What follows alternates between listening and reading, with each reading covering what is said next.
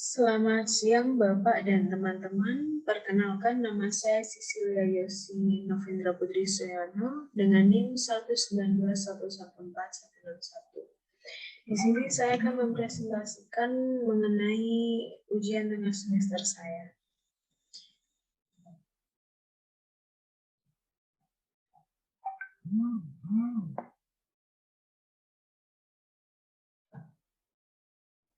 Yang pertama adalah ketenagakerjaan.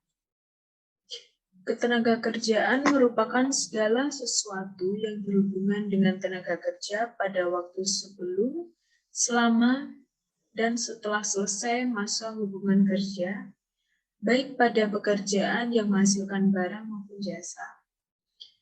Tenaga kerja merupakan setiap orang yang mampu melakukan pekerjaan guna menghasilkan barang atau jasa, baik untuk memenuhi kebutuhan sendiri maupun masyarakat.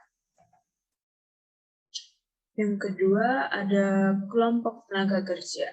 Yang pertama, bukan angkatan kerja. Merupakan penduduk dalam usia kerja yang tidak bekerja, tidak mempunyai pekerjaan, dan sedang mencari pekerjaan. Kelompok tenaga kerja bukan angkatan kerja ini juga disebut sebagai pengangguran. Lalu, angkatan kerja merupakan kelompok penduduk dalam usia kerja yang bekerja atau sedang mencari pekerjaan. Klasifikasi tenaga kerja. Ada 3 klasifikasi tenaga kerja. Yang pertama, tenaga kerja terdidik. Merupakan tenaga kerja yang mempunyai keahlian pada bidang tertentu atau khusus yang diperoleh dari bidang pendidikan. Lalu ada tenaga kerja terlatih, merupakan tenaga kerja yang memiliki keahlian pada bidang tertentu atau khusus yang diperoleh dari pengalaman latihan. Yang ketiga adalah tenaga kerja tidak terlatih. Merupakan tenaga kerja yang mengandalkan tenaga, tidak mempedulikan pendidikan atau pelatihan terlebih dahulu. Lalu bagaimana perkembangan tenaga kerjaan?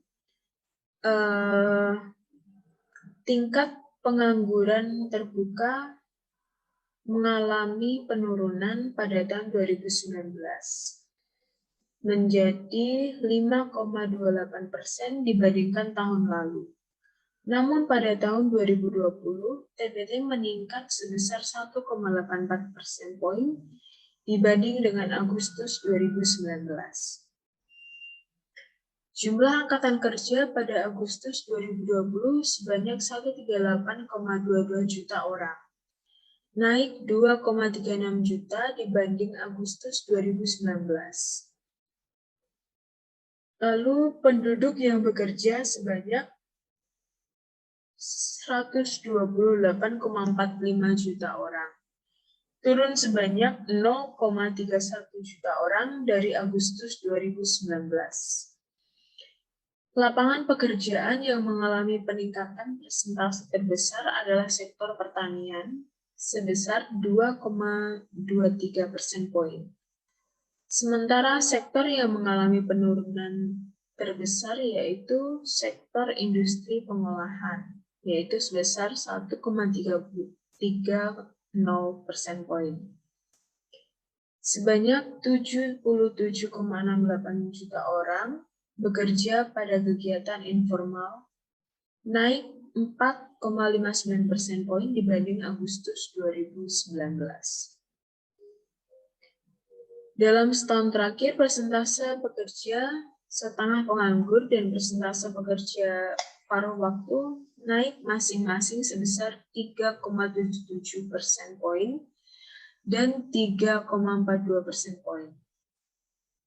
Terdapat 29,12 juta orang atau 14,28% penduduk usia kerja yang terdampak COVID-19 terdiri dari pengangguran karena COVID-19 sebesar 2,56 juta orang bukan angkatan kerja karena COVID sebesar 0,76 juta orang, sementara tidak bekerja karena COVID-19 sebesar 1,77 juta orang, dan penduduk yang bekerja yang mengalami pengurangan jam kerja karena COVID-19 sebesar 24,03 juta orang. Lalu prospeknya di 2021, pada Februari 2021, jumlah angkatan kerja sebanyak 139,81 juta orang, naik 1,59 juta orang dibanding Agustus 2020. Tingkat pengangguran terbuka Februari 2021 sebesar 6,26%, turun 0,81 persen poin dibandingkan dengan Agustus 2020. Penduduk yang bekerja sebanyak 131,06 juta orang, meningkat sebanyak 2,61 juta orang dari Agustus 2020. Lapangan pekerjaan yang mengalami peningkatan persentase terbesar adalah sektor penyediaan akomodasi dan makan minum, sebesar 0,34 persen poin. Sementara sektor yang mengalami penurunan terbesar yaitu sektor transportasi dan pergudangan, sebesar 0,30 persen poin. Lalu terdapat 19,10 juta orang yang terdampak COVID-19. Terdiri dari pengangguran karena COVID-19 sebesar 1,62 juta orang, bukan angkatan kerja karena COVID-19 sebesar 0,65 juta orang, sementara tidak bekerja karena COVID-19 1,11 juta orang, dan penduduk bekerja yang mengalami pengurangan jam kerja karena COVID-19 sebesar 15,72 juta orang. Komposisi angkatan kerja pada Februari 2021 terdiri dari 131,06 juta orang penduduk yang bekerja dan 8,75 juta orang pengangguran. Apabila dibandingkan Februari 2020, yaitu kondisi di mana belum terjadi pandemi COVID-19, terjadi penurunan jumlah angkatan kerja sebanyak 0,41 juta orang. Penduduk bekerja mengalami penurunan sebanyak 2,23 juta orang dan pengangguran meningkat sebanyak 1,82 juta orang. Sementara itu, apabila dibandingkan kondisi Agustus 2020, jumlah angkatan kerja meningkat sebanyak 1,59 juta orang. Selanjutnya adalah neraca pembayaran Indonesia. Neraca pembayaran merupakan suatu catatan sistematis tentang transaksi ekonomi internasional antara penduduk negara itu dengan penduduk negara lain. Lalu, apa indikator suatu neraca mengalami defisit ataupun surplus? Suatu neraca pembayaran dikatakan surplus apabila terdapat kelebihan dana dan perdagangan dan investasi dibandingkan dengan kewajiban-kewajiban yang dibayarkan kepada negara lain. Akibatnya, terjadi suatu apresiasi nilai mata uang negara tersebut terhadap nilai mata uang negara lain.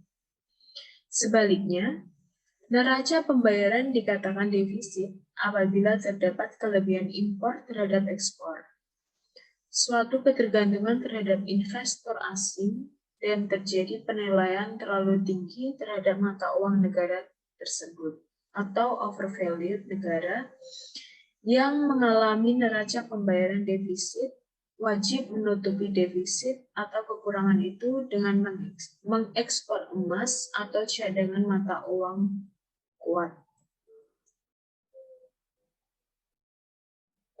Lalu bagaimana perkembangannya? NPI pada tahun 2019 mencatat surplus sebesar 4,7 miliar USD, jauh lebih baik dari tahun sebelumnya yang mengalami defisit sebesar 7,1 miliar USD. Surplus itu dipengaruhi oleh turunnya impor minyak sejalan dengan kebijakan pengendalian impor seperti program B20, program 20% biodiesel berbahan baku minyak kelapa sawit. Sepanjang kuartal 4 tahun 2019, Bank Indonesia mencatatkan NPI dalam kondisi surplus hingga 4,3 miliar USD, membaik dari kuartal sebelumnya yang defisit sebesar 46 juta USD. Lalu surplus transaksi modal dan finansial kuartal 4 tahun 2019 tercatat sebesar 12,4 miliar USD, lebih tinggi dari surplus pada triwulan sebelumnya sebesar 7,4 miliar USD.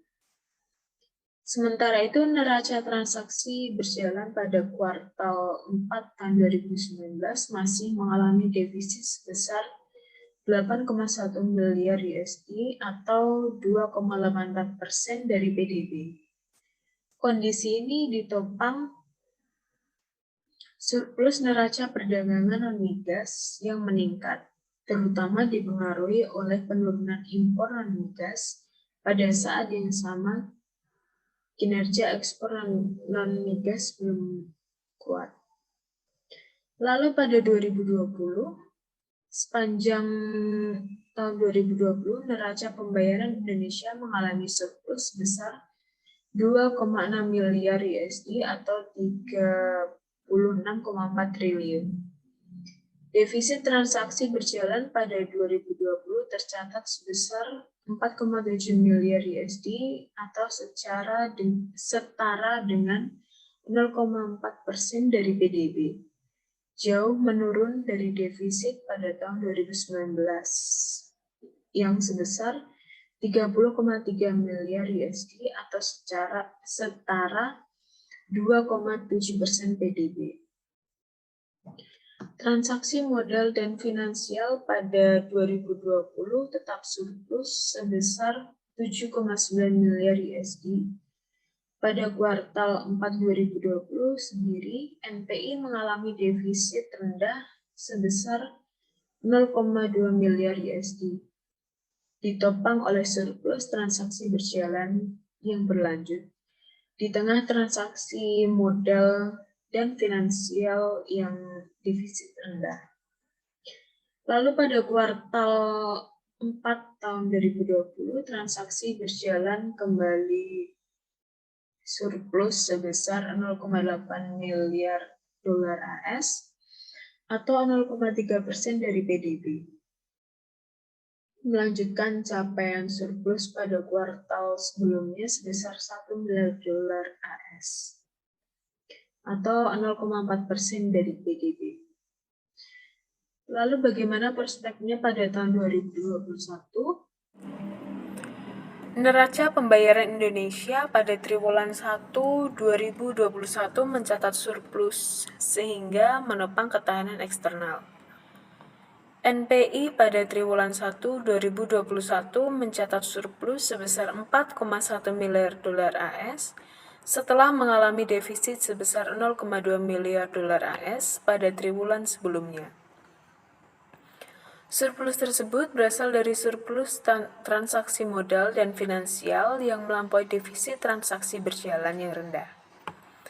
Dengan perkembangan tersebut, posisi cadangan devisa pada akhir Maret 2021 mencapai 137,1 miliar dolar AS, meningkat dari 135,9 miliar dolar AS pada akhir Desember 2020. Posisi cadangan devisa tersebut setara dengan pembiayaan 9,7 bulan impor dan pembayaran utang luar negeri pemerintah, serta berada di atas standar kecukupan. Transaksi berjalan pada triwulan 1 2021 mencatat defisit rendah di tengah kinerja neraca barang yang tetap surplus. Transaksi berjalan pada periode laporan mencatat defisit sebesar 1 miliar dolar AS atau 0,4% dari PDB. Setelah pada triwulan sebelumnya mencatat surplus sebesar 0,9 miliar dolar AS atau 0,3% dari PDB. Perkembangan ini didukung oleh pencapaian surplus neraca barang akibat perbaikan kinerja ekspor seiring peningkatan permintaan dari negara mitra dagang dan kenaikan harga komoditas dunia. Sejalan dengan kinerja ekspor yang positif dan permintaan domestik yang melanjutkan perbaikan, kinerja impor juga meningkat cukup tinggi sehingga menahan surplus neraca barang lebih lanjut. Sementara itu, defisit neraca jasa meningkat, antara lain disebabkan oleh defisit jasa transportasi yang melebar akibat peningkatan pembayaran jasa freight seiring kenaikan impor barang. Di sisi lain, defisit neraca pendapatan primer tercatat lebih rendah dibandingkan dengan capaian pada triwulan sebelumnya, sejalan dengan penurunan pembayaran kupon dan dividen investasi portofolio. Transaksi modal dan finansial pada triwulan 1 2021 mencatat surplus, terutama ditopang oleh investasi portofolio. Pada triwulan 1 2021, transaksi modal dan finansial mencatat surplus sebesar 5,6 miliar dolar AS atau 2% dari PDB. Setelah pada triwulan sebelumnya mencatat defisit sebesar 1 miliar dolar AS atau 0,4% dari PDB.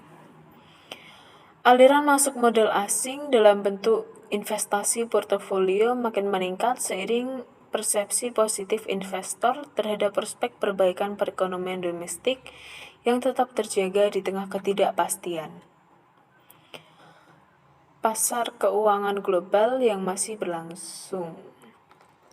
Investasi portofolio mencatat net inflow sebesar 4,9 miliar dolar AS, lebih tinggi dibandingkan dengan capaian surplus pada triwulan sebelumnya sebesar 2 miliar dolar AS, terutama didorong oleh penerbitan global bonds dan peningkatan aliran masuk modal asing di pasar saham.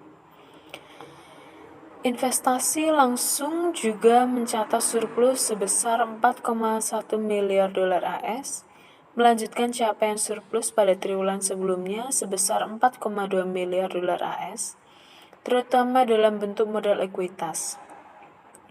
Sementara itu, transaksi investasi lainnya mencatat defisit lebih rendah, antara lain disebabkan oleh penurunan penempatan simpanan di luar negeri. Lalu pertumbuhan perekonomian Indonesia.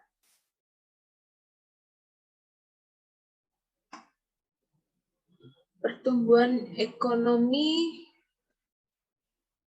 Indonesia adalah suatu keadaan adanya peningkatan pendapatan terjadi karena peningkatan produksi pada barang dan jasa.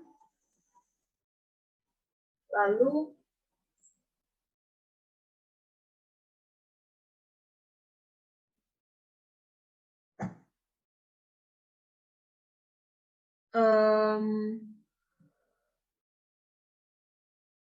bagaimana pertumbuhan perekonomian pada tahun 2019 yang diukur berdasarkan produk domestik bruto atas dasar harga bahan baku mencapai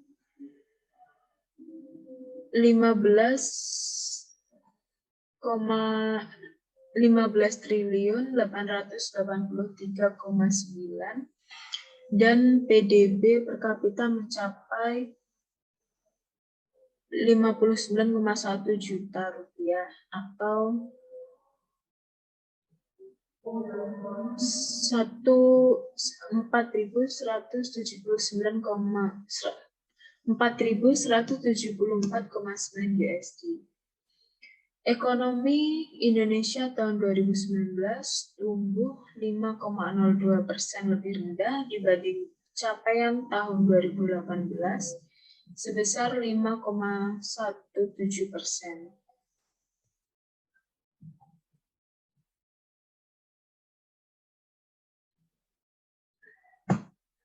Lalu, ekonomi Indonesia pada triwulan 4 2019 dibanding triwulan 4 2018 tumbuh sebesar 4,97%. Dari sisi produksi, pertumbuhan didorong oleh semua lapangan usaha dengan pertumbuhan tertinggi dicapai lapangan usaha jasa lainnya sebesar 10,78%. Dari sisi pengeluaran, pertumbuhan tertinggi dicapai oleh komponen pengeluaran konsumsi rumah tangga sebesar 4,97%. Ekonomi Indonesia triwulan 4 tahun 2019 dibanding triwulan 3 2019 mengalami kontraksi sebesar 1,74%. Struktur ekonomi Indonesia secara spasial tahun 2019 didominasi oleh kelompok provinsi di Pulau Jawa dan Pulau Sumatera. Pulau Jawa memberikan kontribusi terbesar terhadap produk domestik bruto, yakni sebesar 59%, diikuti oleh Pulau Sumatera sebesar 21,32% dan Pulau Kalimantan sebesar 8,05%. Lalu pada 2020, perekonomian Indonesia yang diukur berdasarkan PDB atas dasar harga berlaku mencapai 15.434,2 dan PDB per kapita mencapai 56,9 juta.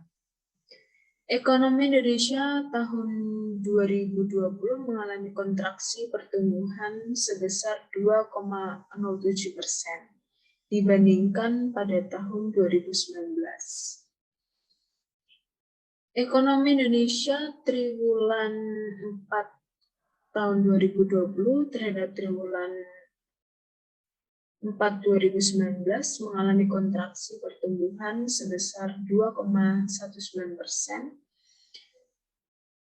Ekonomi Indonesia pada triwulan 4 2020 terhadap triwulan sebelumnya mengalami kontraksi pertumbuhan sebesar 0,42%. Dari sisi produksi, kontraksi pertumbuhan terdalam terjadi pada lapangan usaha pertanian, kehutanan, dan perikanan sebesar 20,15%. Struktur ekonomi Indonesia secara spasial pada 2020 didominasi oleh kelompok provinsi di Pulau Jawa sebesar 58,75%, lapangan kinerja ekonomi yang mengalami kontraksi pertumbuhan sebesar 2,51%.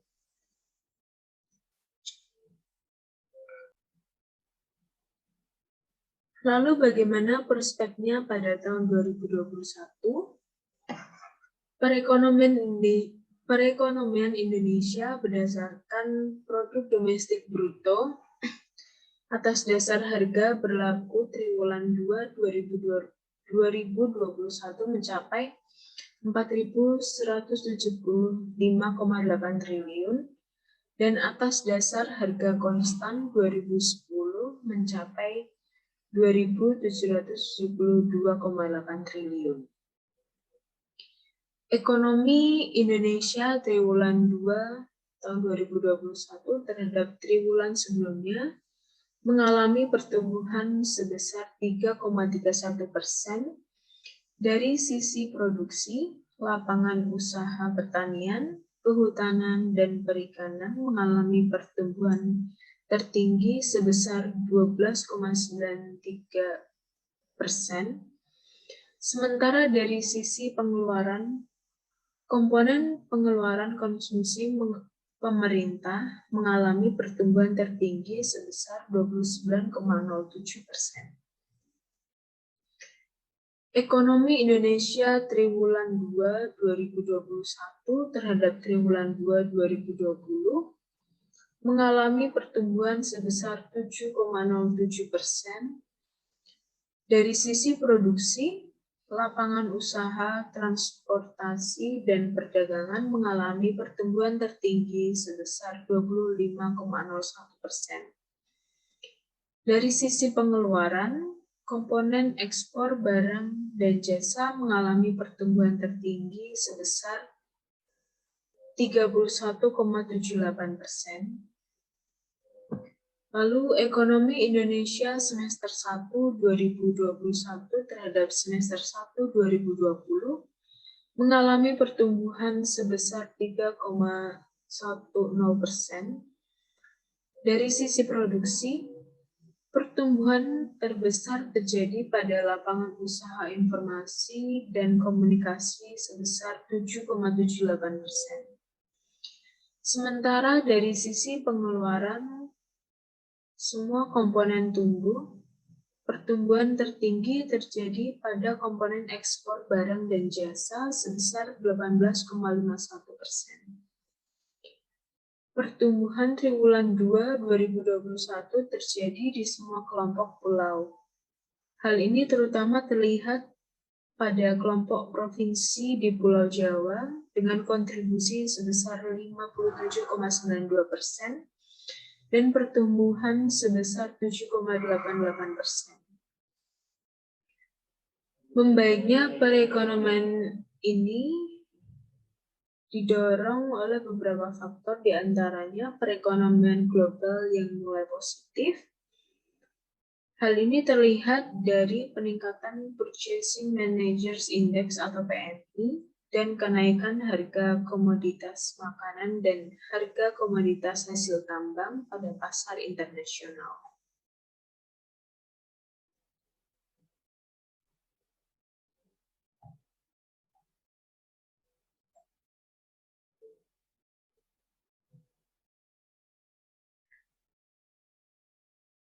Lalu ada stabilitas perekonomian Indonesia.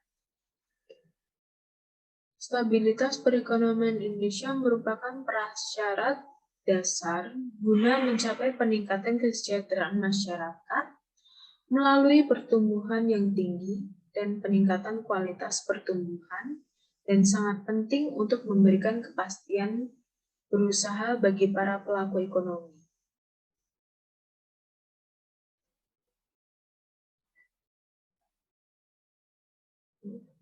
Pada tahun 2020, stabilitas ekonomi tetap terjaga, inflasi masih terkendali, dan volatilitas sektor keuangan mulai mereda.